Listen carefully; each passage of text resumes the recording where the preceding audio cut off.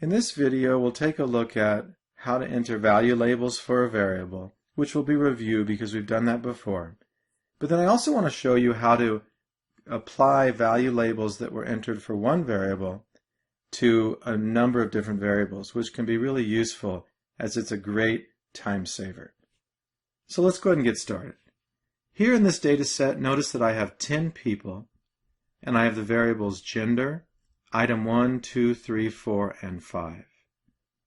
And what happened here in this hypothetical example is that we asked people, males and females, 5 different questions. And they answered on what's known as a Likert scale. Now you very well may have heard of a Likert scale before.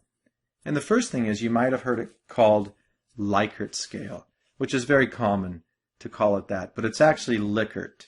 So it's pronounced Likert instead of Likert.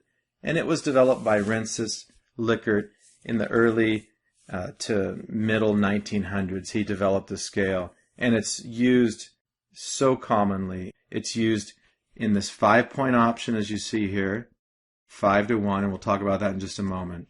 You'll also see it in a 7-point option. It's very commonly used that way.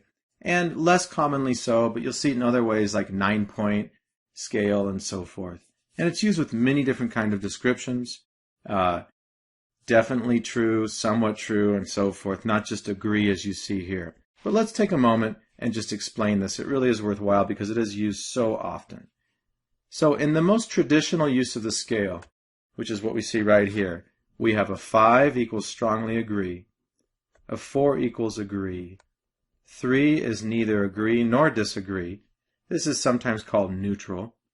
2 is disagree, and then 1 is strongly disagree.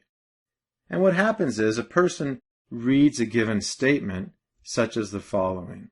If we had a social support scale, you might see something like this. On item 1, they would read the following statement. I can turn to others for support when needed. And then what they do is they read that item, they look at these 5 options, and if it's someone who has a lot of support in their network or friendships or what have you, they might answer 5 strongly agree or 4 agree. And if it's someone who doesn't experience a lot of social support, they might answer a 1 for strongly disagree or a 2 for disagree, and so on. So the first person here in row 1, notice for item 1 they answered a 4, so they answered agree. Item 2 they answered a 5 for strongly agree, and so on. If we look down at item 1, did anyone answer strongly disagree? Let's take a look at that. We're looking for a 1 here, and notice that participant number 9, they answered a 1 on item 1, so they answered strongly disagree, and so on. So what I want to do here is go ahead and enter the value labels for item 1. So we're going to enter these into SPSS that you see here. And then I want to show you how to apply those to the remaining items in a very quick way. First of all, notice that we have gender. If I click on my value labels button here as a review, gender is already coded. I already entered those.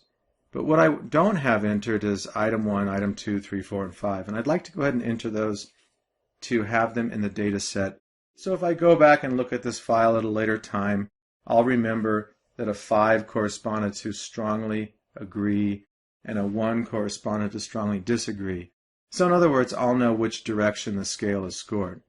And what I mean by that is higher scores indicate greater social support because people strongly agreed with a given item, whereas lower scores indicated less social support.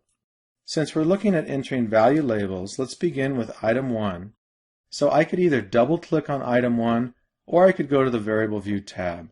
Let's go ahead and double-click on item 1 right at the column heading here, its name.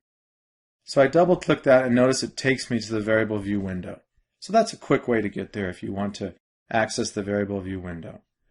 And then we'll go to the Values column here, click on the None cell, and then notice the 3 dots appear. So I click on that, and then here let's start with